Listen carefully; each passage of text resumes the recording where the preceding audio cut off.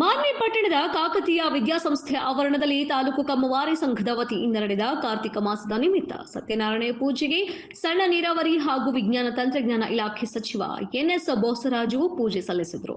ನಂತರ ಮಾತನಾಡಿ, ಕಾರ್ತಿಕ ಮಾಸ ಅತ್ಯಂತ ಪವಿತ್ರವಾದ ಮಾಸವಾಗಿದ್ದು, ಈ ಮಾಸದಲ್ಲಿ ಭಗವಂತನನ್ನ ಪೂಜಿಸಿ ಸುಂದರವಾದ ಗಿಡ ಮರಗಳಿರುವ ಪ್ರದೇಶದಲ್ಲಿ ಸಮುದಾಯದವರೆಲ್ಲರೂ ಸೇರಿಕೊಂಡು ವನಭೋಜನವನ್ನ ಮಾಡುವುದರಿಂದ ಉತ್ತಮ ಆರೋಗ್ಯ ದೊರೆಯುತ್ತದೆ ಎಂದರು.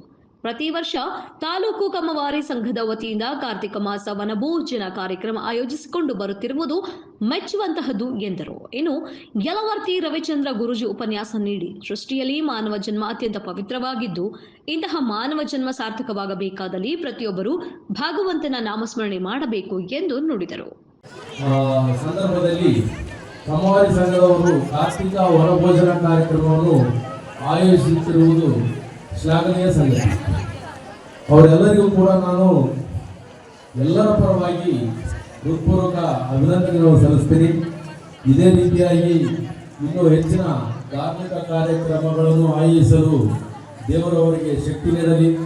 ಆ ನಿಟ್ಟಿನಲ್ಲಿ ಅವರು ಇನ್ನೂ ಹೆಚ್ಚಿನ ಒಂದು ಕಾರ್ಯಕ್ರಮಗಳಿಗಾಗಿ ಯೋಜನೆಗಳನ್ನು ರೂಪಿಸಿ ಮುಂದಿನ ದಿನಗಳಲ್ಲಿ ಜನರಿಗೆ ಇವತ್ತಿನ ಕಾಲದಲ್ಲಿ ಧಾರ್ಮಿಕ ಒಂದು ವಿಷಯಗಳೇ ನಶಿಸಿ ಹೋಗುತ್ತಿರುವ ಈ ಕಾಲದಲ್ಲಿ ಇಂತಹ ಧಾರ್ಮಿಕ ಕಾರ್ಯಕ್ರಮಗಳನ್ನು ನಡೆಸುತ್ತಿರುವುದು ಎಲ್ಲರಿಗೂ ಕೂಡ ಅವಶ್ಯಕವಾಗಿರುವುದರಿಂದ ಆ ನಿಟ್ಟಿನಲ್ಲಿ ತಾವೆಲ್ಲರೂ ಕೂಡ ಒಂದು ಯೋಜನೆಯನ್ನು ಹಾಕಿಕೊಂಡು ಕೆಲಸಗಳನ್ನು ಮುಂದುವರಿಸಬೇಕಾಗಿ ಅವರಲ್ಲಿ ಕೇಳಿಕೊಳ್ಳುತ್ತಾ ಎಲ್ಲರೂ ಒಗ್ಗೂಡಿ ಈ ಕಾರ್ಯಕ್ರಮವನ್ನು ನಮ್ಮ ಇತಿಹಾಸದಲ್ಲಿ, ದೇಶದ ಇತಿಹಾಸದಲ್ಲಿ ಇರುವಂಥ ಪುರಾಣಗಳಲ್ಲಿ ಬಂದಿರತಕ್ಕಂಥ ಈ ವನಭೋಜನ ಕಾರ್ಯಕ್ರಮವನ್ನು ಮುಂದುವರಿಸತಕ್ಕಂಥದ್ದು ಬಹಳ ಸಂತೋಷವಾಗಿರ್ತಕ್ಕಂಥದ್ದು.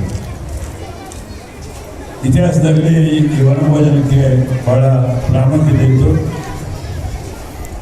ಗಿಡಗಳಿಗೆ ಕೂತು ಊಟ ಮಾಡೋದ್ರ ಮುಖಾಂತರ ಒಂದು ಉತ್ತಮವಾದಂಥ ಆರೋಗ್ಯ ಮತ್ತು ಅದಕ್ಕೊಂದು ಪುರಾತನವಾದಂಥ ಸಾಂಸ್ಕೃತಿಕದಲ್ಲಿರ್ತಕ್ಕಂಥ ಕಾರ್ಯಕ್ರಮ ಅಂಥೇಳಿ ಅನೇಕ ಇತಿಹಾಸದಲ್ಲಿ ಬರೆದಿರ್ತಕ್ಕಂಥದ್ದು. ಆ ಕಾರ್ಯಕ್ರಮಗಳು ಇನ್ನೂ ನಮ್ಮ ರಾಜ್ಯದಲ್ಲಿ, ದೇಶದಲ್ಲಿ ವಿವಿಧ ಭಾಗಗಳಲ್ಲಿ ರೀತಿಯಾದಂಥ ಕಾರ್ತಿಕ ಮಾಸದಲ್ಲಿ ನಡೆಯುವಂಥ ಈ ವನಭೋಜನ ಕಾರ್ಯಕ್ರಮ ಇನ್ನು ಮುಂದೆ ದೇಶವನ್ನು ಆರಿಸಿ ಈ ಕಾರ್ಯಕ್ರಮದಲ್ಲಿ ನಮ್ಮ ಎಲ್ಲ ಸ್ನೇಹಿತರನ್ನು ಬರಮಾಡಿಕೊಂಡು ಮಾಡಿರ್ತಕ್ಕಂಥ ಈ ಕಮ್ಮವಾರಿ ಸಂಘದ ಎಲ್ಲ ಪದಾಧಿಕಾರಿಗಳಿಗೂ, ವೇದಿಕೆ ಮೇಲೆ ಆಸೀನರಾಗಿರ್ತಕ್ಕಂಥ ಎಲ್ಲರಿಗೂ, ಕಾರ್ಯಕ್ರಮದಲ್ಲಿ ಭಾಗವಹಿಸಿದಂಥ ತಮ್ಮೆಲ್ಲರಿಗೂ ಹಾಗೂ ಮಾಧ್ಯಮ ಸ್ನೇಹಿತರಿಗೂ ವಂದಿಸಿ ನಾನು ಮಾತನಾಡುತ್ತೇನೆ.